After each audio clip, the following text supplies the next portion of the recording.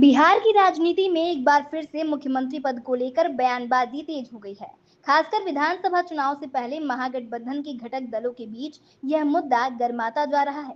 अब CPI ML ने भी इस मुद्दे पर अलग राय रख दी है। इससे पहले कांग्रेस और आरजेडी के नेताओं के बीच भी इसको लेकर तकरार हो चुकी है।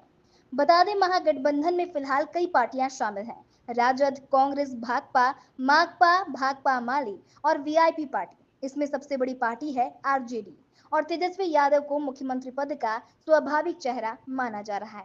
लेकिन अब कुछ दलों ने इस पर सवाल उठाने शुरू कर दिए हैं। 29 अप्रैल को भाकपा माले के महासचिव दीपंकर भट्टाचार्य ने एक प्रेस कॉन्फ्रेंस में कहा कि महागठबंधन में जो पार्टी सबसे ज्यादा सीटें जीतेगी उसी पार्टी का नेता मुख्यमंत्री बनेगा। उन्होंने ये भी कहा कि सभी दल मिलकर चुनाव लड़ेंगे और इंडिया गठबंधन अब जमीन पर भी सक्रिय। साथ ही उन्होंने 4 मई को होने वाले जनप्रतिनिधियों के सम्मेलन की जानकारी दी और दावा किया कि झारखंड मॉडल की तरह बिहार में भी गठबंधन की जीत होगी। इस बयान का मतलब साफ है कि भाकपा माले भी तेजस्वी यादव को पहले से मुख्यमंत्री उम्मीदवार मानने को तैयार नहीं है। उनका कहना है कि चुनाव बाद जिसे ज्यादा सीटें मिलेगी उसी पार्टी का नेता मुख्यमंत्री बनना चाहिए। इससे पहले कांग्रेस के कुछ नेताओं ने भी तेजस्वी यादव को सीएम उम्मीदवार मानने पर आपत्ति जताई थी। उनका कहना था कि मुख्यमंत्री का चेहरा चुनाव से पहले तय नहीं होना चाहिए, बल्कि यह फैसला चुनाव के बाद सभी दल मिलकर करें।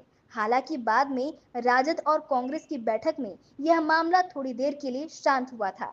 महागठबंधन में शामिल विकासशील इंसान पार्टी यानी कि वीआईपी के प्रमुख मुकेश सहनी ने भी तेजस्वी यादव को मुख्यमंत्री उम्मीदवार मानने की बात कही थी। उन्होंने यहां तक कह दिया था कि वो खुद डिप्टी सीएम बनेंगे। इस बयान से एक तरफ तेजस्वी को समर्थन मिला तो दूसरी तरफ बाकी दलों को यह बात हजम नहीं हो सकती। महागठबंधन की सबसे बड़ी ताकत है एकता, लेकिन अगर चुनाव से पहले ही दलों के बीच आपसी खींचतान बढ़ने लगेगी तो इसका फायदा एनडीए को मिल सकता है। फिलहाल आरजेडी विधानसभा में सबसे बड़ी विपक्षी पार्टी है और तेजस्वी यादव को विपक्ष का चेहरा माना जा रहा है। लेकिन कांग्रेस और वाम दलों की दलील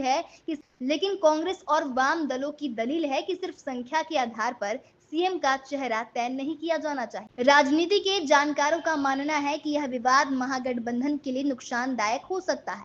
अगर सभी दल एकजुट नहीं हुए और तेजस्वी को लेकर साफ रुख नहीं अपनाया गया तो मतदाताओं में भ्रम की स्थिति बन सकती है।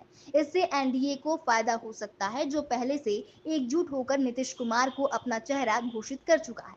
महागठबंधन अब इंडिया गठबंधन का हिस्सा है।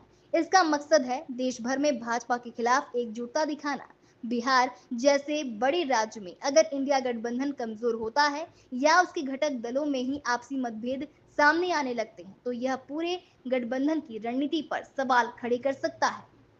बता दें, 4 मई को होने वाला इंडिया गठबंधन का प्रतिनिधि सम्मेलन बहुत अहम माना जा रहा है। इस बैठक में बिहार के सभी घटक दल शामिल होंगे। माना जा रहा है कि वहां इस बात पर चर्चा हो सकती है कि मुख्यमंत्री पद का चेहरा कैसे तय किया जाए, चुनाव से पहले या बाद में।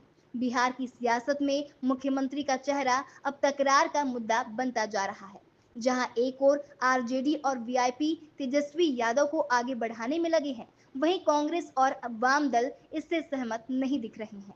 भाकपा माले का हालिया बयान यह दिखाता है कि अंदरूनी खींचतान अभी और बढ़ सकती है। अगर महागठबंधन को विधानसभा चुनाव में भाजपा और एनडीए को चुनौती देनी है तो उसे जल्द ही इस विवाद का समाधान निकालना होगा, वरना जनता के बीच यह संदेश जाएगा कि गठबंधन अभी भी एकजुट नहीं है और यह विपक्ष की बड़ी रणनीतिक चूक साबित हो सकती है।